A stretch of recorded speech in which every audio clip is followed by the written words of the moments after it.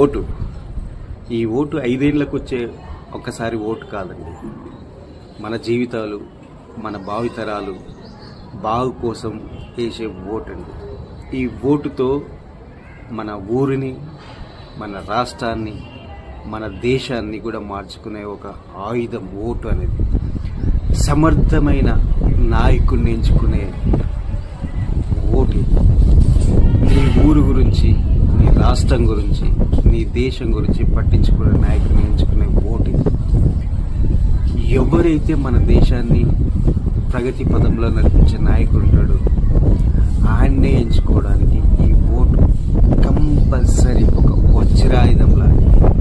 దీన్ని ప్రతి ఒక్కరు ఓటే కదా ఏముందని అనుకోకండి. ప్రతి ఒక్కరు వినయించుకోండి.